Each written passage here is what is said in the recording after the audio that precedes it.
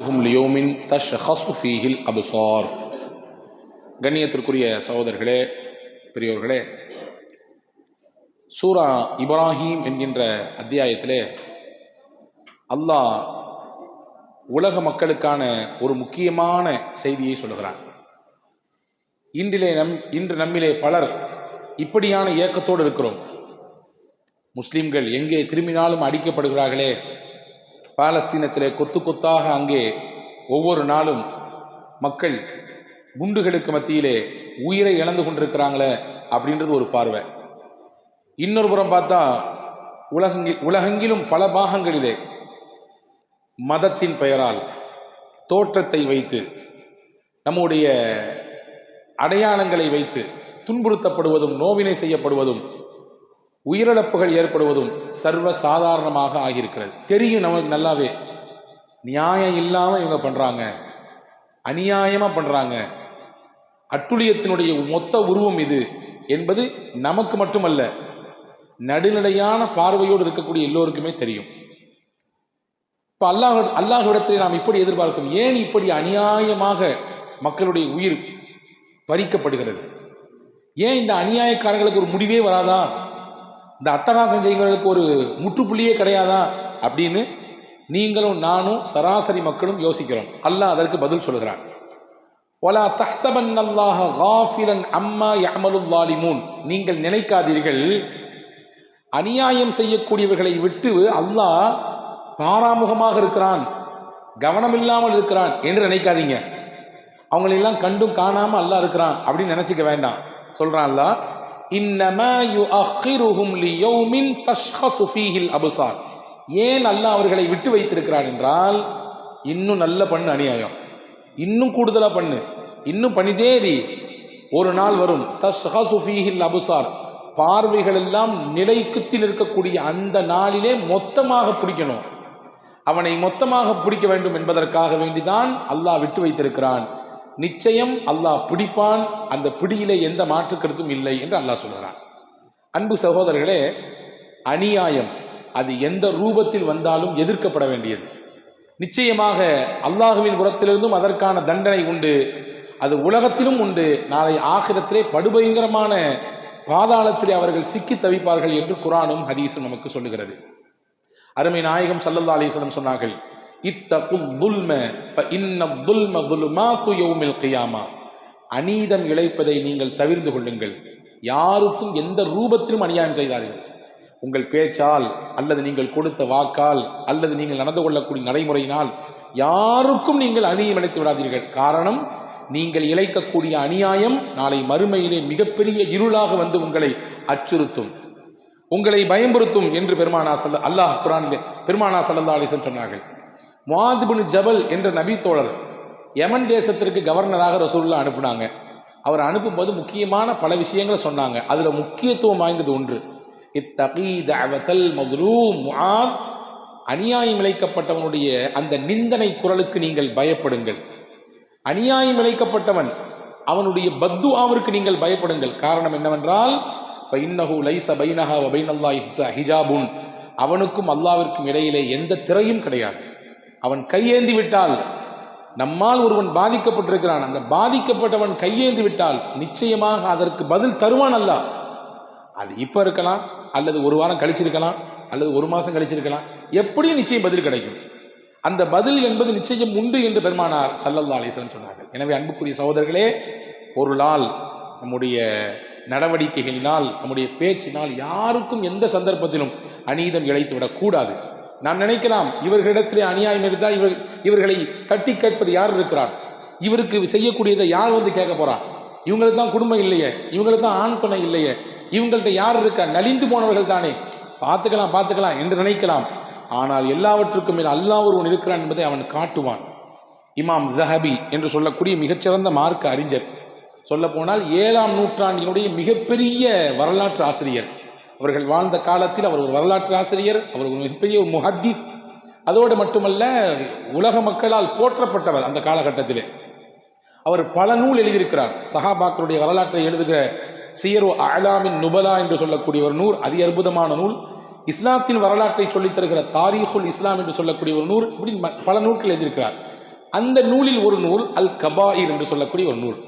இந்த நூலிலே தான் கண்ட காட்சியை அப்படியே ஒரு கதையாக விவரிக்கிறார். இந்த கதை தான் இன்றைக்கான நமக்கு செய்தி.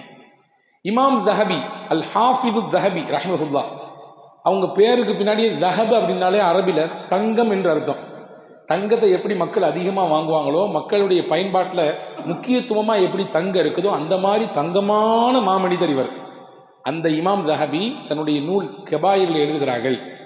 ஒரு நாள் ஒரு கடை வீதிக்கு போகிறார்கள். அங்கே ஒரு மனிதர், அவருக்கு கை இல்லை, கை மொத்தமாக துண்டிக்கப்பட்டிருக்குது, வெட்டப்பட்டிருக்குது. வெட்டப்பட்ட கையிலே இரத்தம் அப்படியே கொஞ்சம் கொஞ்சமாக சொட்டி கொண்டிருக்கிறது. ஈக்களும் இன்ன பிற சின்ன சின்ன பூச்சிகளும் அந்த வெட்டின கையில போய் அப்படி வலம் வந்துகிட்டே இருக்குது. அந்த மனிதர் ஒரு வார்த்தை சொல்கிறார், மர்ரானி ஃபலா யظلمن அஹதா. என்னை யாரெல்லாம் பார்க்குறீங்களோ எல்லாரும் புரிஞ்சுக்கங்க, யாருக்கும் எந்த காலகட்டத்திலையும் அநியாயம் செஞ்சிடாதீங்க. என்னை பார்க்குற எல்லாத்துக்கும் நான் சொல்றேன், யாருக்கும் எந்த சந்தர்ப்பத்திலும் நீங்கள் அநியாயம் செய்து விடாதீர்கள், அநியாயம் உங்களை சும்மா விடாது என்று சொல்லுகிறார். பக்கத்திலே போய் ஒரு மனிதர் கேட்டார், என்னப்பா இப்படி கை உடைஞ்சு போய் வெட்டி துண்டாக்கப்பட்டிருக்குது, நீ அநியாயம் செய்யாதுன்னு சொல்லிட்டு இருக்கிறிய, உன் கதை என்ன சொல்லு அப்படிங்கிறார். அந்த மனிதர் சொன்னார், என் கதை ரொம்ப ஆச்சரியமானது, அதே நேரத்திலே வருந்தத்தக்கது, பரவாயில்ல சொல்லு என்னன்னு. உடனே அந்த மனிதர் சொல்ல துவங்குகிறார். இமாம் தஹபி எழுதுறாங்க, நான் ஒரு பலமிக்க மனிதன், என்னுடைய தோற்றமே ஆஜானுபாகுவான தோற்றம், என்னை பார்த்தாலே பயமா இருக்கும். சில பேருடைய தோற்றமே அச்சுறுத்துற மாதிரி இருக்கும், சில பேருடைய பேச்சே நம்ம பயமுறுத்துற மாதிரி இருக்கும். அப்படி இருந்தவன் நான் தெருவில் நடந்து போனால் எல்லாரும் பயந்து ஓடுவார்கள், சொல்ல போனால் ஒரு ஏரியா ரவுடி போன்று நான் அப்படி இருந்தேன். ஒரு காலகட்டத்திலே ஒரு நாள் கடை வீதிக்கு போய் வீட்டுக்கு தேவையான உணவுக்கு தேவையான எதையாவது வாங்கலாம் என்று சுற்றினேன், எதுவுமே கிடைக்கவில்லை. கடைசியில் கடற்கரைக்கு போனேன், மீனாவது வாங்கி போகலாம் என்று போனேன். அங்கே எல்லா மீன்களும் வித்து போய்விட்டது, தீர்ந்து விட்டது. நான் திரும்பலாம் என்று நினைத்தேன், ஆனால் பசி, எனக்கும் பசி, வீட்டுக்கும் பசி, சும்மா போக முடியாத, எதையாவது கையில் வாங்கிட்டு போனோம். அப்பம் பார்த்து ஒரு மனிதர் வந்தார். அவர் தேகம் மெலிந்தவர், ரொம்ப ஒல்லியா இருந்தார், பார்க்கறதுக்கே பரிதாபமாக இருந்துச்சு. அவர்கிட்ட போய் நான் கேட்டேன், இந்த அவர் கையில் மீன் வச்சிருந்தார், நல்ல பெரிய மீன் வச்சிருந்தார், இந்த மீனை எனக்கு கொடுன்னு கேட்டேன். அவர் சொன்னார், இல்லை இதுதான் எனக்கு இன்னைக்கான கூலி, நான் வேலை பார்த்ததுக்கான கூலி. நான் என்ன வேலை பார்த்தேன்னா, போட்ல இருந்து வந்த மீனை எல்லாத்தையும் இறக்கி வச்சேன். அந்த வச்சதுக்கு எனக்கு அவங்க கூலியா காசுக்கு பகரமாக மீன் தந்திருக்கிறாங்க. இதை நான் வீட்டுக்கு கொண்டு போனாதான் நானும் சாப்பிட முடியும், என் பிள்ளைகளும் மனைவியும் சாப்பிட முடியும் அப்படின்னு சொல்லி அந்த மனிதர் தன்னுடைய விஷயத்தை சொன்னார். இந்த பலமிக்க மனிதர் சொன்னா, இல்லை எனக்கு நீ தந்துதான் ஆகணும், இதுக்கு என்ன காசோ வாங்கிக்கோ. இல்லை தர்றதுக்கு வாய்ப்பு இல்லை, பசியோடு இருக்கு எங்க குடும்பம், நான் போனாதான் இதை கொடுக்க முடியும்.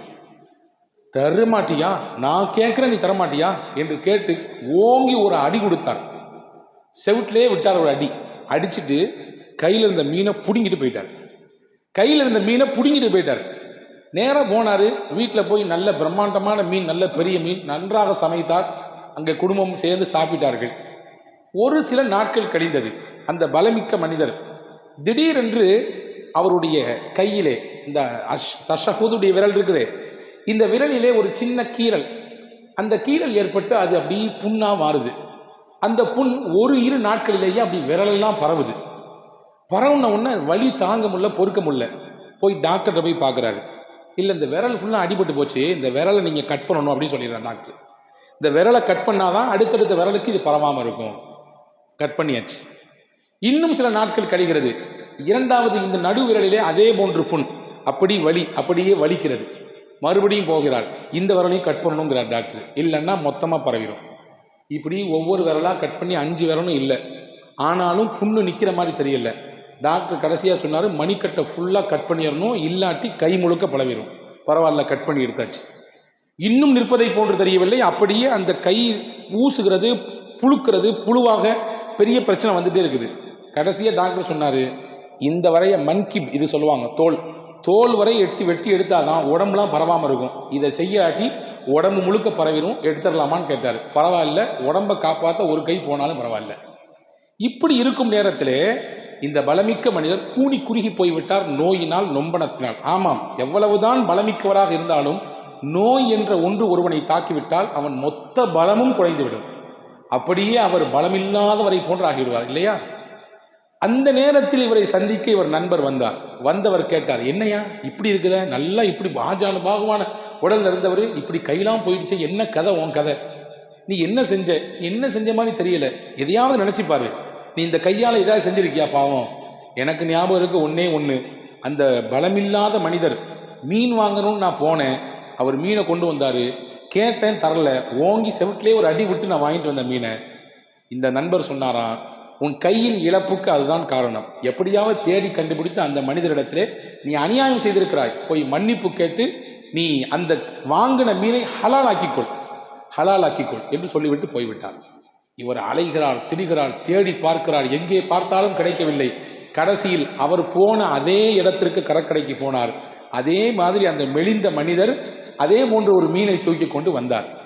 இவரை பார்த்தவொன்னு இவருக்கான சந்தோஷம் தாங்கல. இந்த பலமிக்க மனிதர், கை இழந்தவருக்கு, என்னுடைய தலைவரே வார், உன்னை தான் தேடிக்கொண்டிருக்கிறேன் தலைவா, எப்படியாவது என்னை மன்னித்து விடு என்று கத்துகிறார். அந்த மனுஷனுக்கு இவர் யாருன்னே தெரியல, அடையாளமே தெரியல. ஏன்னா அப்படி இருந்தவர் இப்ப இப்படி ஆயிருக்காரு, அடையாளமே தெரியல. நீங்க யாரு என்னன்னு சொல்லுங்கன்றாரு. என்னைக்கு தெரியலையா, நான் தான் கொஞ்ச நாளைக்கு முன்னாடி உன்ட்ட மீனை கேட்ட நீ தரமாட்டேன்னு சொன்னேன், செவட்டிலேயே அடிச்சுட்டு உன்ட்ட மீனை புடிங்கிட்டு போனல நான் தான். ஓ நீங்க தானா, என்ன விஷயம், கையெல்லாம் போச்சு, என்னை முதல்ல மன்னிக்கணும், நான் உன்ட்ட அன்னைக்கு செஞ்சது தப்பு, அநியாயம் செய்திருக்கிறேன், என்னை முதலில் மன்னி, இறைவனிடத்தில் எனக்காக நீ மன்னிப்புக்காக நீ துவா செய் என்று சொன்னார். அவர் சொன்னார், நான் உன்னை மன்னிச்சிட்டேன், பரவாயில்ல, அந்த விஷயத்தை உங்களுக்கு ஹலாலாக்கி கொடுத்து விட்டேன், மன்னித்து விட்டேன், பரவாயில்லை என்று சொல்லிவிட்டார். மன்னிப்பை வாங்கியவுடன் இவருக்கு ஒரு பெருமூச்சு வந்தது. காரணம், இழந்த கை, இதுக்கு மேல் பாதிப்பு வராது, எப்படியோ அவர்கிட்ட ஹலால் ஆக்கியாச்சு, மன்னிப்பு வாங்கியாச்சு. ஆனாலும் அவருடைய உள்ளத்துல ஒரு உறுத்தல். என்ன உறுத்தல்? ஒரு அடி கொடுத்து ஒரு மீனை வாங்கியதற்கா ஒரு கை போனது, இது என்ன இது என்று நினைத்தார். நினைத்தவருக்கு கேலியோடு வைக்கவில்லை, அவரிடத்திலேயே கேட்டார், எப்பா உன்னை அடிச்சுட்டு போனது இந்த கையில் எனக்கு ஒவ்வொரு பிரச்சனையா வந்து கடைசியில் கையவே இழந்து போயிட்டேன், நீ என்னையா செஞ்ச, அப்படி நீ ஏதாவது துவா செஞ்சியான்னு கேட்டார். அந்த மனிதர் சிரித்துக்கொண்டே ஆமாம் என்று சொன்னார். என்னப்பா கேட்டா அல்லாஹ்விடத்திலே என்று கேட்டார். அவர் சொன்னார், அல்லாஹும்ம ஹாதா துகவ்வி அலைய பிகுவதிஹி அலைய வதுஃபி வஅகத மின்னி மா ரஸக்தனி ظுல்மா ஃபஅரினி ஃபீஹி குத்ரத்தக. இறைவா, இந்த மனிதர் பலமிக்கவர், பலசாலி, ஊரே இவரை பார்த்து பயப்படுகிறது என்பதினாலே நீ எனக்கு தந்த ரிசுக்கை அநியாயமாக என்னிடத்திலிருந்து பறிச்சுட்டாரு.